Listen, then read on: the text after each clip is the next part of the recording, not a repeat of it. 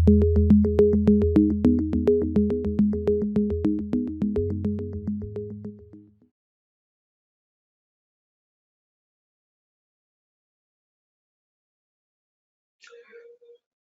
everyone. Good morning, good afternoon, good evening.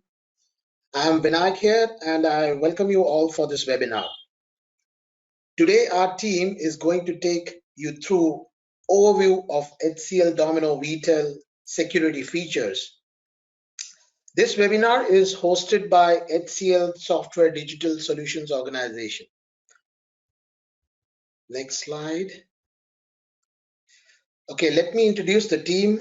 I'm Vinayak, I'm the facilitator for today, and with me I have Hemant Naik and Chaitanya Yelavarthi, members from our support team as our speakers. We also have today our senior panel technical members, Raj, Rahul, Rajiv, and Shrikant. Be informed, this session is being recorded and all our participants would be on mute throughout the session. For any questions, clarifications, please feel free to post them on the chat and our panelists would be happy to respond to them. And also we will go through those questions during our Q&A session. For everyone's reference, the presentation has been uploaded in the handout section. Once again, a warm welcome to all of you. And now I would be handing it over to Chaitanya. Over to you, Chaitanya. Thank you, Vinayak. Good morning, good afternoon, good evening, everyone. Thank you for joining this session. In this session, we will cover brief introduction on Domino V12 new security features. Basically, a quick overview on some of the new key security features which are introduced in Domino V12. It will really help to secure your Domino server. Here are the agenda for today's session. We will see what we need to run Domino V12 in system requirement for Domino V12. Brief introduction about TLS management for Domino web servers using CertStore database and new task CertMGR. We will understand update to the existing internet lockout feature based on IP address and its configurations. We will discuss on two new curves supported for TLS 1.2 ciphers that use ECDHE for forward secrecy. We will discuss on NRPC port encryption supports forward secrecy using X25519. We will discuss on importing internet certificates that contain unsupported critical extensions using a nodes.ini. We will talk about enhancement done on suppressing key rollover alerts during ID vault synchronization. We will understand the new look and feel of web server login form, which will allow support for TOTP. We will also cover brief introduction on time-based one-time password authentication. We will discuss on TLS 1.0, which is disabled by default in V12. We will talk on new template signer ID, which uses 2048-bit keys in Domino V12 and measures to suppress the ECL alerts to users with this change. We will talk on new query vault command options to make user ID active inactive in the vault, and also we will understand how to upload user IDs to the vault manually in Domino V12. We will discuss on prevention of web server GET request, that is names.nsf login form in Domino V12. Lastly, we will see the reference links on new features in Domino V12. At the end, we will open for QA session and your valuable feedback. Let's move to the next slide.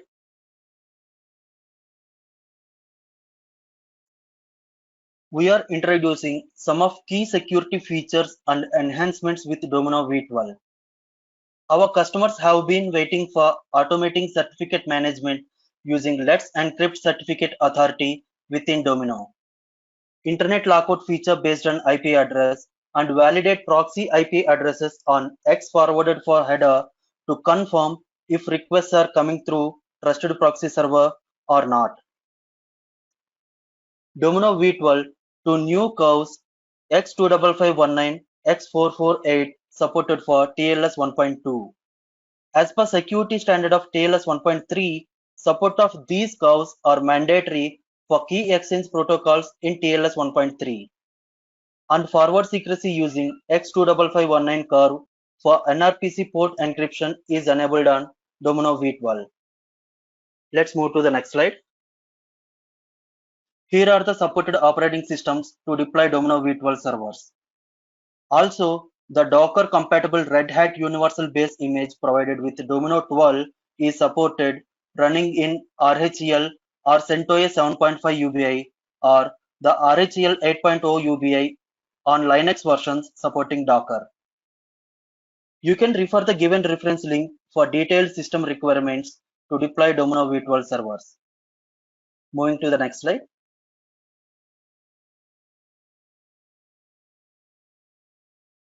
This new feature introduced to manage TLS certificates, which helps to save your time and money which you spend on purchasing SSL certificates for Domino servers. We have a new server task called Certificate Manager is introduced in V12 to improve management of TLS certificates.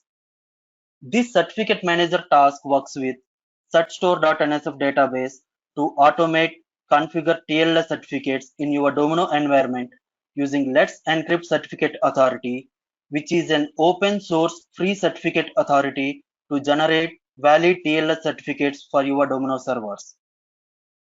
There are three components in TLS certificate management. First one is Certificate Manager task. Second one is Certificate Store database. Third one is Certificate Manager DS API. Be informed, Domino V12 continue to support using of OpenSSL and KYR tool to generate certificate in keyring files like we used to do in our earlier versions of Domino. However, if you have multiple Domino servers in your environment, this is easier and recommended way to manage certificates of Domino servers from one place. The certificates generated through Certificate Manager are securely stored in TLS credential documents in certstore.nsf databases. Let's move to the next slide. Talking about Certificate Manager task, this task runs on one master server in Domino domain to perform certificate management requests.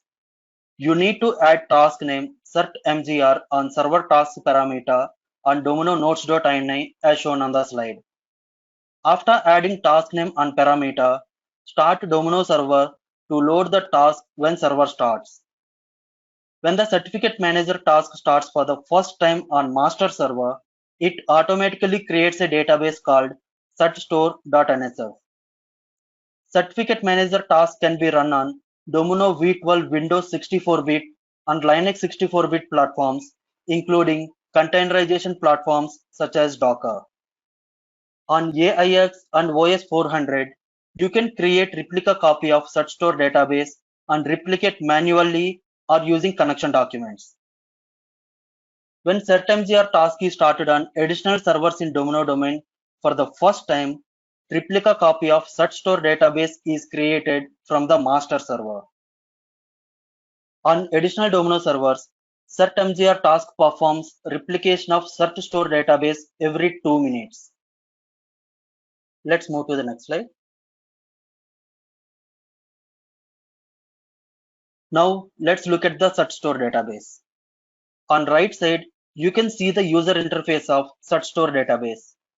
This database provides interface to request certificates from certificate authorities and also to store and distribute TLS certificates across Domino web servers in secure way. This database comes with predefined Let's Encrypt ACME account documents that include the trusted routes which are necessary for certificates issued from Let's Encrypt Certificate Authority. Be informed, you can add any other third party or your organization certificate authority accounts in this database to request and manage certificates. Certstore database can be replicated to any Domino 12 or later release servers manually or using scheduled connection documents. Moving to the next slide.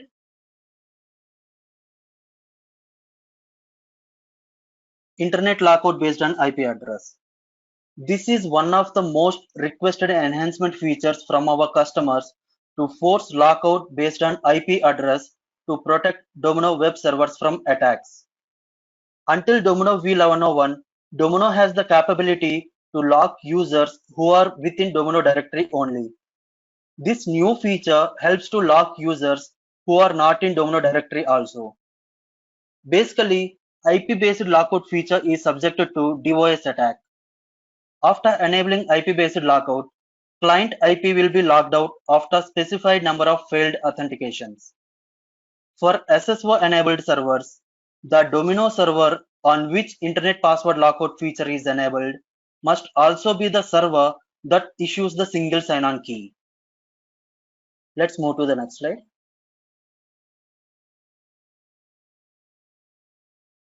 Coming to the configuration part, Domino administrators can configure IP-based lockout feature in server configuration document. In server configuration document, two new settings can be seen after enabling Internet Password Lockout. To record client IP as failed attempt record on lockout database for external users, enable also enforce lockout based on IP address option only. With this setting, IP address is recorded on lockout database as a failed attempt only when the username used to authenticate is not in the NAB. To record both IP and username in the Internet Lockout database, check second option also. That is, count username failures also as IP address failures. With this setting, when NAB user failed to authenticate with Domino web server, in addition to the username, client IP will also be added in the Internet Lockout database. Two user interface changes have been done in the INET Lockout database in V12 server. First change is logged out users view is updated as logged out users / IP addresses. Second change is username column has been changed to username / IP address. Let's move to the next slide.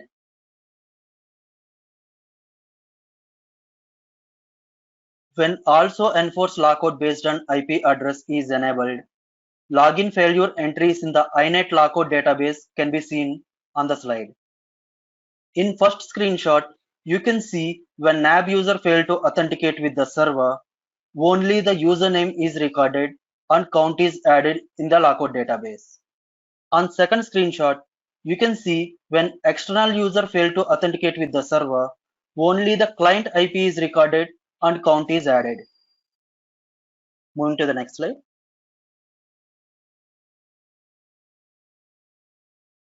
When count username failures also as IP address failure option is enabled, then the login failure entries on the INET Lockout database can be seen here. On first screenshot, you can see when NAB user failed to authenticate with the server, both username and client IP records are added on the lockout database. On second screenshot, you can see when external user failed to authenticate with the Domino web server from the same client IP address, only the IP address failed attempt count is increased to 2. So when this option is enabled, if any user reports that they are unable to log in due to lockout, administrator need to verify multiple things such as the lockout is either due to username or IP address or both username and IP address and take necessary action to unlock username or IP or both. Let's move to the next slide.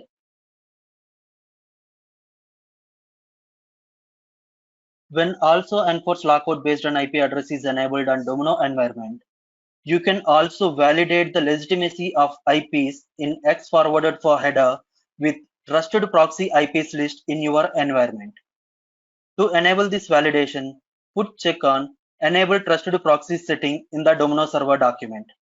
And also you need to add all proxy IP addresses through which HTTP request is passed to the Domino. It is not mandatory to enable trusted proxy IP settings for lockout based on IP address feature. This feature is basically to address possible X forwarded for header forgery. After enabling trusted proxy list configuration, all proxy IPs in X forwarded for header of HTTP request and IP of TCP remote host are validated by Domino with the list of IPs that are added in Trusted Proxy IP list field. Administrators can enable this setting on respective server's document. Under Internet Protocols tab, HTTP subtab, you can see the new section called Trusted Proxies.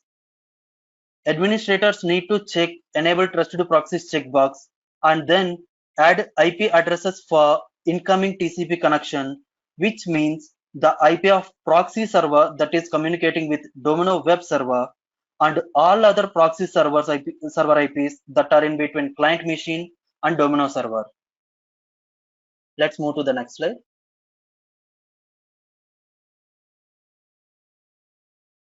Domino HTTP server used two rules to determine client IP address from X forwarded for header validation. First rule is HTTP server check for X forwarded for header in the request. The header format is client IP in the left side followed by all proxy IPs. In the header, we will not see the IP of last proxy that is connected to Domino through TCP connection. On the slide, it shows sample header details received on Domino with two proxies between web client machine and Domino server, that is the IP of client machine, which is 192.168.164.1, followed by first proxy IP, that is 192.168.164.44. In this header, you will not see the second proxy IP address that is connected to Domino through TCP connection. If only one proxy server is in between Domino and web client, you can see only web client machine IP address in X forwarded for header that is received on Domino end, that is 192.168.164.1. Coming to the second rule, if X forwarded for header is not available on the HTTP request, then the client IP will be considered as IP address of TCP connection to the Domino HTTP server that is accepted from the network. For example, if X forwarded for header are not being added by proxy server that is receiving the request from the web client machine, then the respective proxy IP is considered as client IP address. In the sample header with two proxies and X forwarded for header is not being added by first proxy server, in this case, we can see the IP of respective proxy server as client IP address in HTTP request that is received on Domino server. If only one proxy server is in use in your environment and X forwarded for header is not being added by proxy, then the IP address of proxy server is considered as client IP address. Internet lockout based on IP address feature detects the client IP address based on these two rules. Moving to the next slide.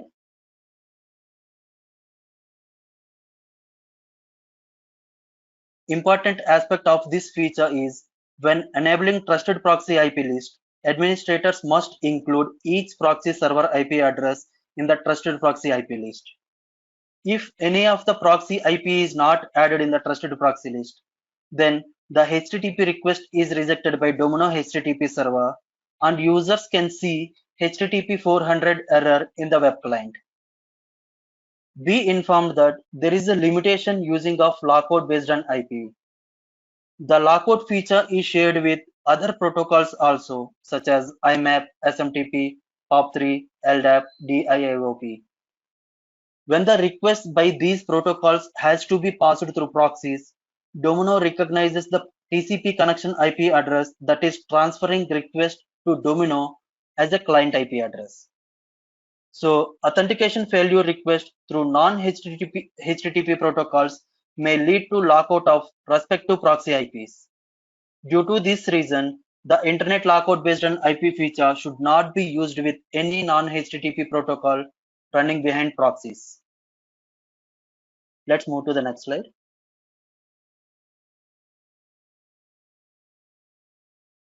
Port encryption feature exists in existing versions of Domino. However, an enhancement on forward secrecy feature is introduced in Nodes Domino v12 to protect long-term secret key when NRPC encryption is enabled.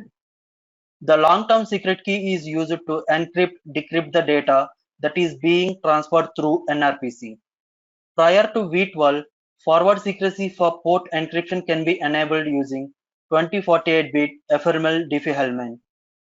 When NRPC port encryption is enabled in V12, forward secrecy using X25519 curve is enabled by default. To check algorithms that are being used when Nodes client connects with Domino, enable log parameter on the Domino server nodes.ini. On this slide, you can see two sample logs when Nodes client 1101 is connected to Domino 12 server and Nodes client 12 is connected to Domino 12. When Nodes client 1101 is connected to Domino 12, you do not see any curve for forward security. However, when Nodes client 12 is connected to Domino 12 server, we can see forward secrecy is enabled using X25519 curve. On right side table, you can see NRPC encryption algorithms being used by different Nodes client versions. If you are currently using Nodes.ini parameter to set level of port encryption and you want to enable X25519 curve for forward security, add 32 to your current value set for this parameter. For more details on this parameter, please refer below given reference link. Let's move to the next slide.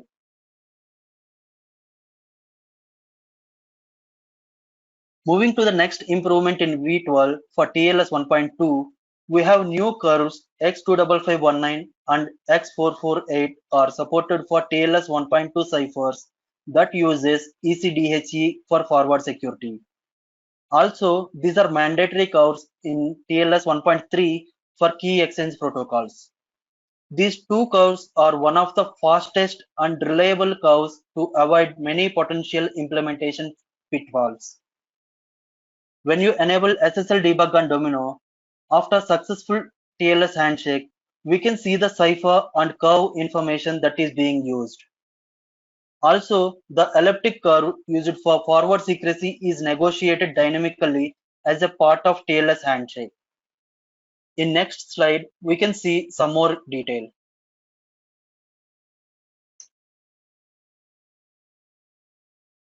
In the table, we can see the new and old order preferences for ECDHE curves. Prior to V12, only 3 curves were being used for forward secrecy as shown on the slide for priority order. From V12, X25519 is in the top priority order. Be informed that it is possible for administrators to set which curve to be used for TLS forward secrecy by using nodes.ini parameter as shown on this slide. Using these nodes.ini parameters, you can disable use of any specific curve or multiple curves for forward security. Generally, web clients communicate to Domino HTTP server with multiple ciphers. Then HTTP server check for the common ciphers that are enabled on the server and choose the cipher which is in common that are requested by client and establish TLS communication using that cipher. For example, if you disable X25519 curve using server nodes.ini parameter and restart HTTP services, when web client try to establish handshake, Domino HTTP server check for next priority curve in order, which is NIST P256 to establish TLS handshake. As shown on the sample log, you can see the cipher that is chosen by HTTP server and the elliptic curve used to establish TLS handshake. If you want to use any specific curve for TLS handshake, then disable all 4 remaining curves by adding respect to 4 parameters on nodes.ini and restart HTTP task. Moving to the next slide.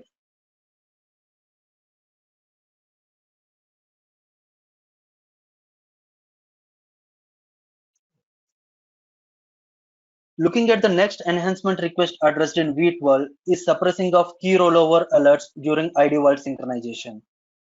These key rollover messages may be continuously logged in the ddm.nsf of the server during ID file synchronization with the vault server.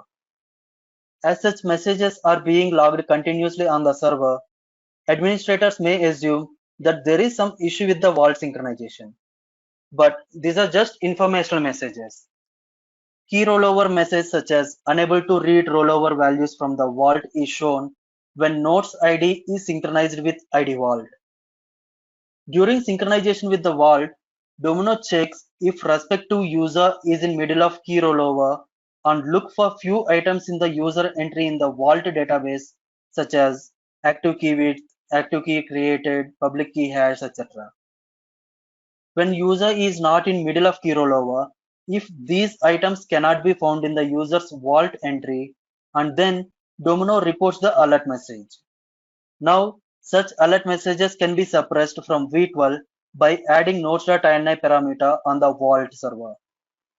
We have received enhancement request to suppress such messages, and you can see the details of this enhancement request in the Domino AHA link. Let's move to the next slide.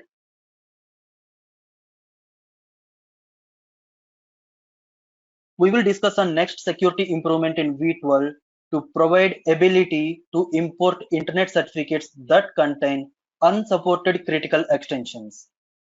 Prior to V12, when you import internet certificates to Nodes ID file or the user's person document in the NAB, you can see the error message as unable to parse certificate.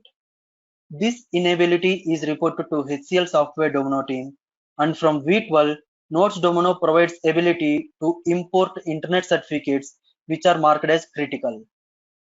To import internet certificates which are marked as critical into user's Nodes ID file, add the given parameter on this slide in the nodes client nodes.ini and restart nodes client. To import such certificate on person document of NAB, add the nodes.ini parameter on the server's nodes.ini. My colleague Hemant will continue from the next slides to explain other cool security features introduced in Domino V12. Thank you. Over to you, Hemant. Hello everyone, hope you all are doing good and safe. Thank you Chaitanya for sharing the overview of Domino V12 key security features. I'll continue from here. In the upcoming slides, we will be exploring more security features that comes with the Domino version 12 and the references for some important documentation around this regard. And we will conclude this session with a Q&A session. And so let's quickly move to the next slide.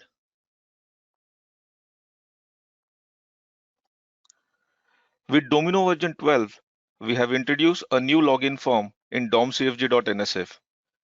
This form name is Login User Form MFA.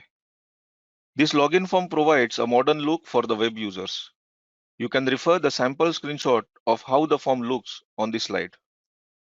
This login form was specifically introduced to support TOTP authentication in Domino V12, which is the new authentication feature.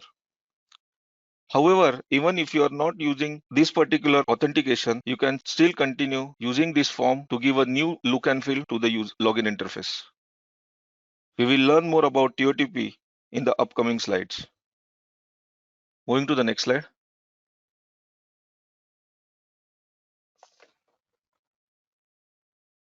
Here we will give an overview on how to configure the new web browser login form using domcfg.nsf. We will use the same Domino web configuration template domcfg5.ntf, which is provided with the Domino V12.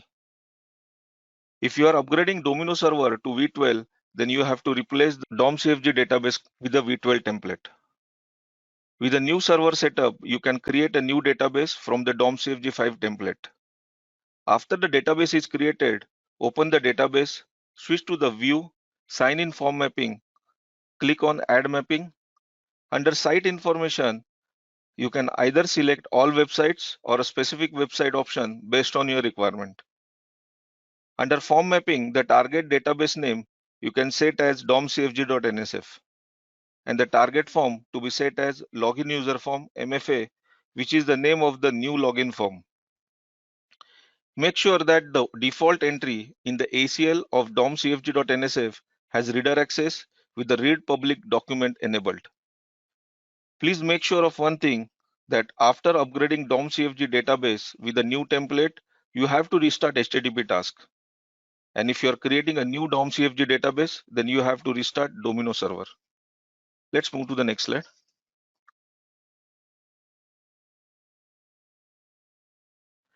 Two-factor authentication 2FA is a security system that requires two distinct forms of identification to access Domino web server.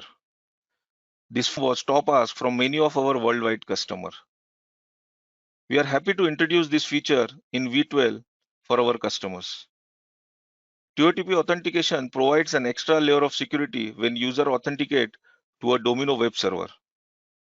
After enabling this feature on the server, when user tries to log in to Domino web server for the first time, they will be required to provide HTTP password and set up multiple factor authentication MFA. The MFA provides a one-time token which can be generated either on mobile device or the computer. This token needs to be combined with a web password to access the Domino web server every time when user needs to log in. User must have a MFA application installed locally on their mobile device or computer. MFA applications that comply with RFC 6238 are supported, including the Google Authenticator, Authy, and Duo Mobile. Here are the prerequisites from the server side to use TOTP functionality. Make sure your ID Vault server runs with the Domino Server V12. Only running Domino V12 it's not enough, but Vault databases should be upgraded to V12 template design as well. In near future, we will be having a detailed session on topic time-based one-time password, TOTP, authentication consideration, configuration, and troubleshooting. Let's move to the next slide.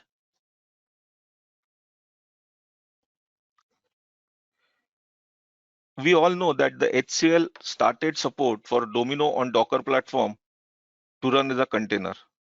There are certain requirements and recommendations when you plan to use TOTP authentication on a Domino server on Docker.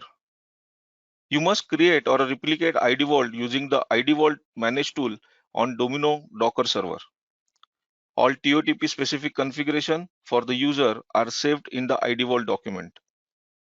Make sure that the websites or virtual servers that run within the Docker container are accessible from the outside of the container.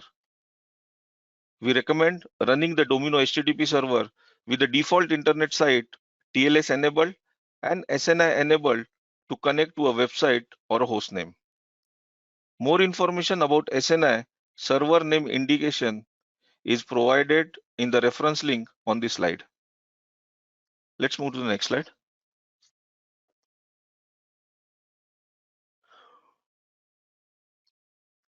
TLS 1.0 protocol dates back to 1999 and offers a very poor level of security against the internet attack that are prevalent in today's environment. Deprecation of TLS 1.0 is intended to assist developers as an additional justification to no longer support older TLS version and to migrate to a minimum of TLS 1.2. Until Domino 11, TLS 1.0 was available and administrator could optionally disable it using nodes.ini parameter. However, from Domino 12, it is disabled by default since most of the modern web browser and cloud service provider drop support for the TLS 1.0 and TLS 1.1 protocols. Please refer the link in the slide to understand more about deprecation of TLS 1.0 and 1.1. We would also like to inform that environments that are still require TLS 1.0 for backward compatibility, administrator can re-enable TLS 1.0 support by enabling the nodes.ini parameter as shown on this slide. Let's move to the next slide.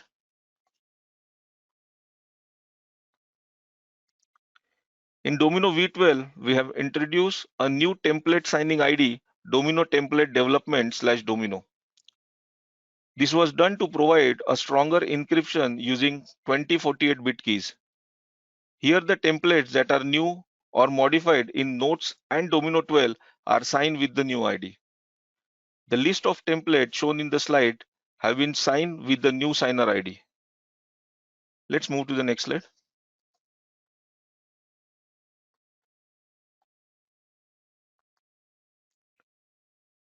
Notes V12 client provision with the default ECL setting already include the new ID in ECL. So user will not see ECL alert when opening database signed with the new ID. If you are using older Notes client release prior to V12, then user would see ECL alert when opening database or templates signed by Domino template development / Domino as shown in the slide. To avoid the alerts, Domino administrator can update administration ECL in the Domino directory to include the new signing ID with a proper permission.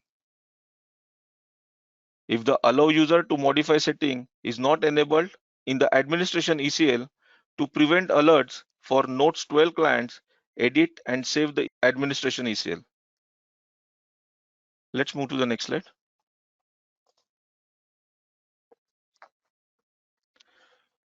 Scan Vault feature was introduced in Domino release 10.0.1.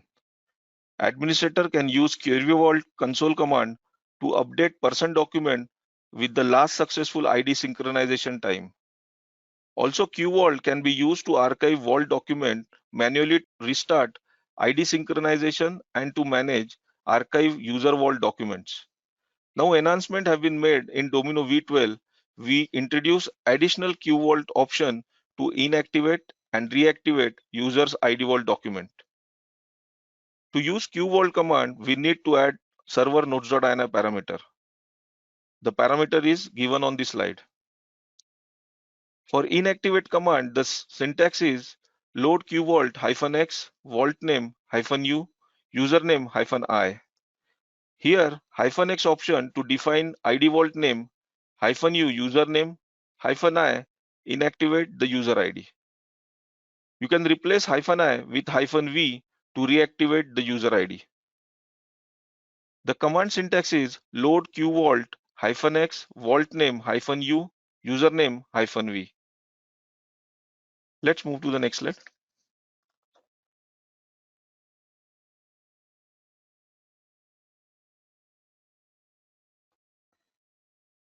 As mentioned in the previous slide, we need to add server nodes.ini parameter.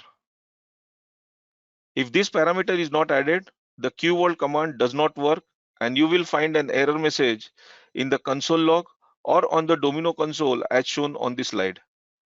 Also on the slide, we can see command output after executing command to inactivate or reactivate the user's ID vault document. Let's move to the next slide.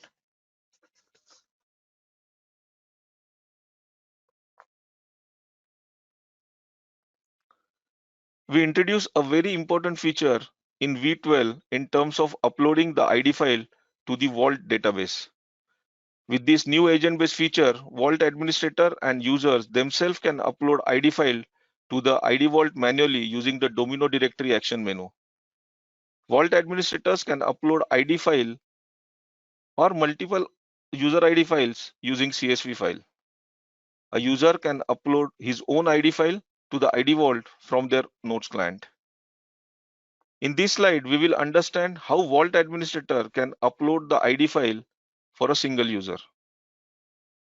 To have the capability to upload ID file, user must be registered with the Notes ID and must be assigned to Vault through a security setting policy. If you are a Vault administrator, you can upload ID for any user.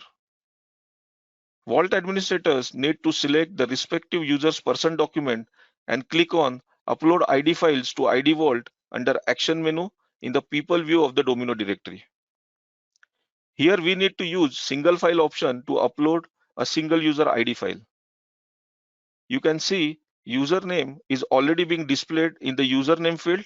Now just need to browse the ID file and provide the password in the password field. Click OK and that's it. User ID is vaulted in the Vault database by an administrator. Let's move to the next slide.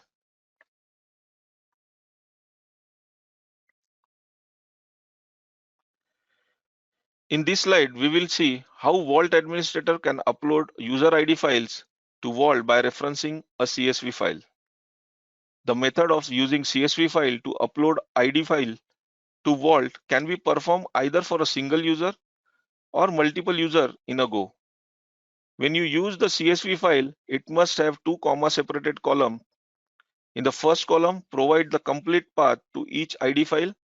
In the second column, provide the password for each ID file. Also use the UTF-8 character set and do not include a header row. You can see sample CSV file format as shown in this slide. Vault Administrator, click on Upload ID files to ID Vault under Action menu in the People view of the Domino directory. Here we need to select the CSV import option, browse the CSV file and click OK. Once done, an ID file upload report with any error will be generated. This is a cool stuff to make sure which is done and which has failed so that we can take appropriate action. Let's move to the next slide.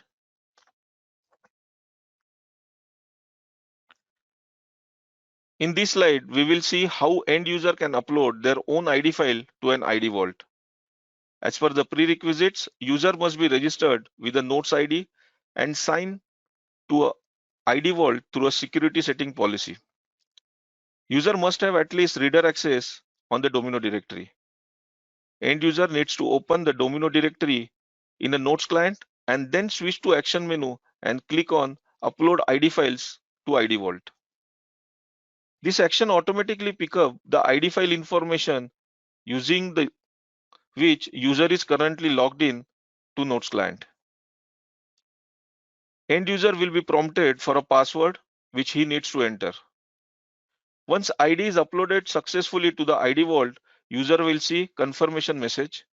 That is the only action required from the end user to upload his own ID file to the ID Vault. Let's move to the next slide.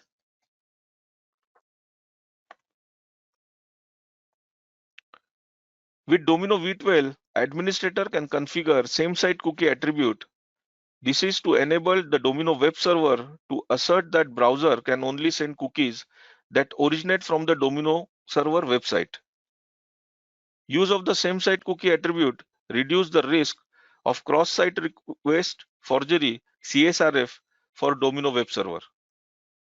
The administrator can configure the same site cookie in the server document, internet site document, or WebSSO configuration document in the Domino directory. Also, this can be configured through server nodes.ini. There are 3 attribute values which will be configured for a same site cookies. The first attribute value is strict. Here, cookies are sent only when browser directly access the website of the Domino server from which the cookies originate. The second attribute value is lax. Here, cookies are sent when browser directly or indirectly access the website of the Domino server from which cookies originate. The third attribute is none, where cookies are sent regardless of the website from which the cookies originate. It requires secured HTTP to be enabled. Refer to the link to understand more on same site cookie attribute in the detail mentioned in the slide. Let's move to the next slide.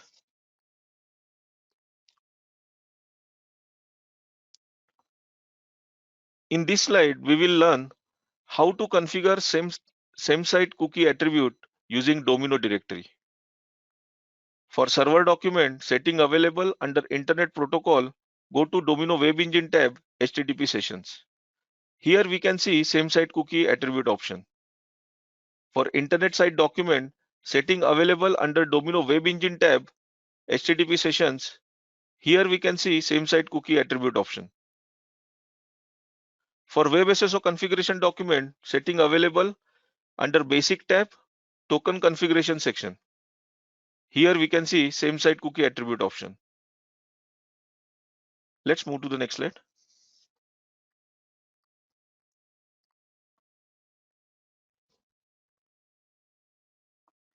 In this slide, we will learn how to use nodes.ini setting to configure the same site cookie attribute on a web server.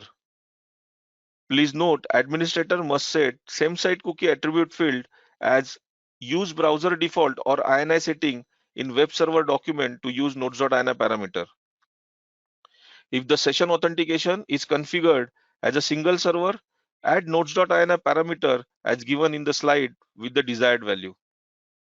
If the session authentication is configured as a multiple server, adds nodes.ini parameter as given on the slide with the desired value.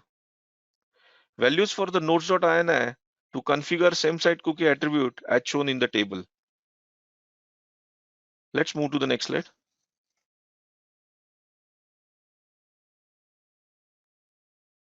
For improved security, starting with V12, the web server no longer allow GET request on Domino directory login form by default.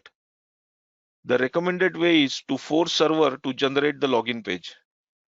If you are using GET request to generate a login form on any of your application, it must be Domino directory name, example names.nsf. When you upgrade to Domino V12, certain error will be logged on the server console as shown on the slide. Although it is not recommended, but you can revert to pre-12 behavior and allow GET request by calling login form using nodes.ini parameter provided in the slide.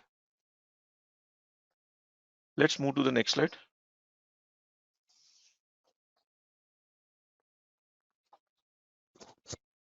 These are the documentation link providing information on what's new in V12, system requirement, and the other new security features in Domino V12 for your reference.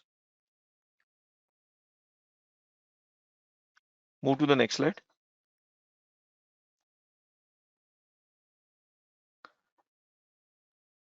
With this, we have come to the end of this presentation, and now we are open for the question and answer and your valuable feedback session. We hope this presentation was informative and very helpful to you. I will now hand over to Vinayak. Over to you, Vinayak. Thank you. Hey, thanks, Chaitanya and Hemant, for taking us through this. Now we will, go over the questions which have been posted.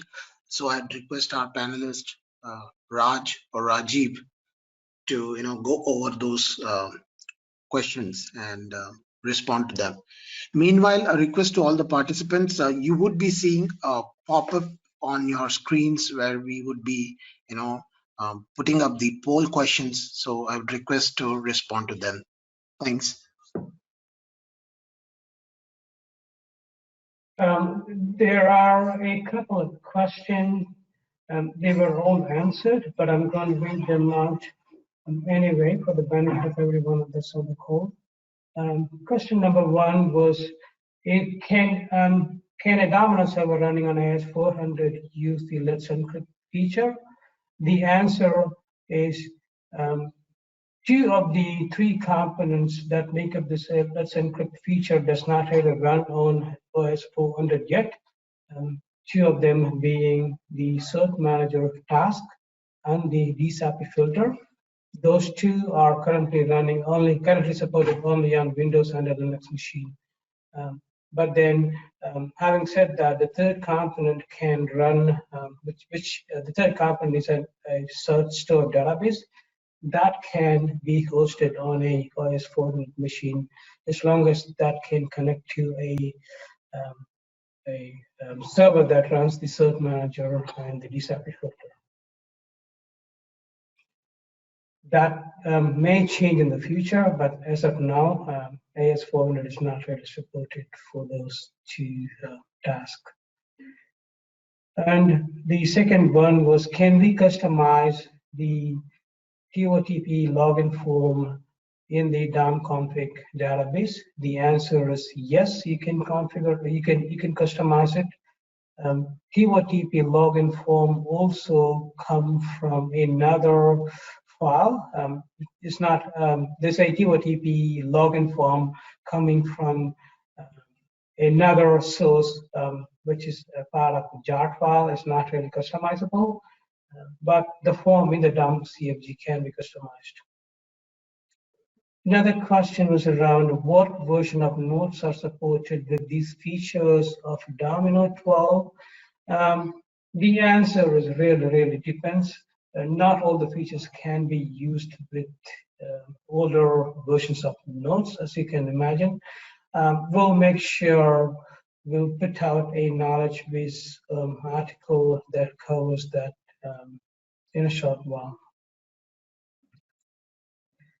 And there was another one, someone requesting for a deck, the PowerPoint presentation of this webinar. We'll make sure we post that in a KB article and then send a link to everyone that's on the call as well.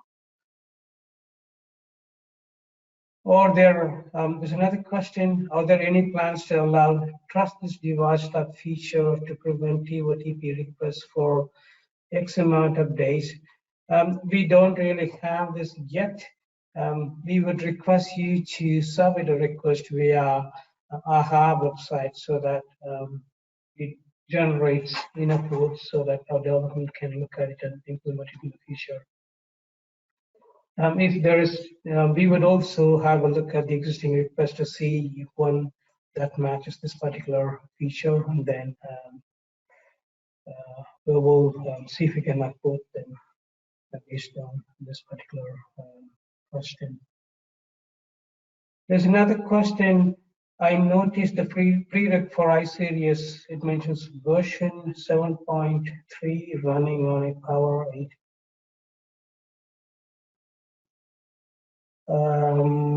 I don't really understand this. iSeries, it mentions version 7.3.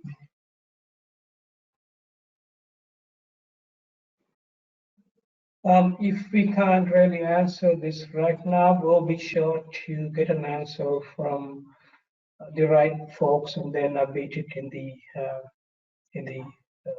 KB article that we're posting it.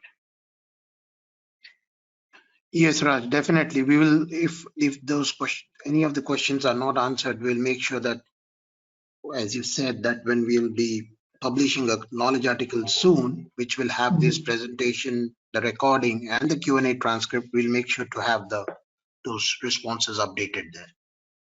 Yeah, thanks. No more questions at this point in time. Okay. Yeah, so I would want to thank all our participants, the panelists and speakers for the time.